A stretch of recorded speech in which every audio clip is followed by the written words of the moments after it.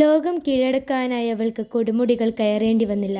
മഠത്തിന്റെ 4 ചുവരുകൾക്കുള്ളിൽ വെറും 24 വയസ്സ് മാത്രം ജീവിച്ച ഒരു പെൺകുട്ടി, വിശുദ്ധ കൊച്ചുത്രേസ്യ. അവൾ കുർബാനയെ നെഞ്ചോട് ചേർത്ത് വെച്ചു. അവൾക്ക് വേണ്ടി മാത്രമല്ല, മറ്റുള്ളവർക്ക് വേണ്ടിയും. പരിശുദ്ധ അമ്മ തന്നെയായിരുന്നു അവളുടെ ഏറ്റവും വലിയ സഹായി.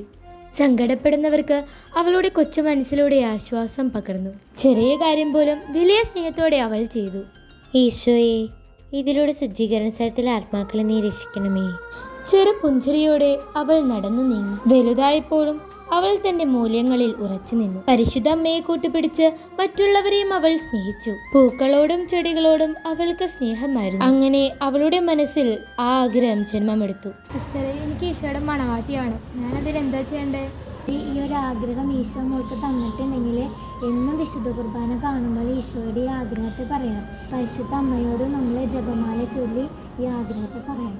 അങ്ങനെ അവൾ ഈശോയുടെ മണവാട്ടിയായി തീർന്നു. ലോകമധ്യസ്ഥയാവണമെന്ന് ആഗ്രഹിച്ചവൾ തൻ്റെ മരണക്കിടക്കയിലും മറ്റുള്ളവർക്ക് വേണ്ടി പ്രാർത്ഥിച്ചു. ഈശോയെ, ഈ മരണക്കിടക്കയിൽ കിടക്കുമ്പോഴും രോഗികൾക്ക് വേണ്ടിയിട്ടും ദരിദ്രർക്ക് വേണ്ടിയിട്ടും ഭീകരണ സ്ഥലത്തിലെ ആത്മാക്കളുടെ രക്ഷയ്ക്ക് വേണ്ടിയിട്ടും ഞാൻ അങ്ങയോട് പ്രാർത്ഥിക്കുന്നു.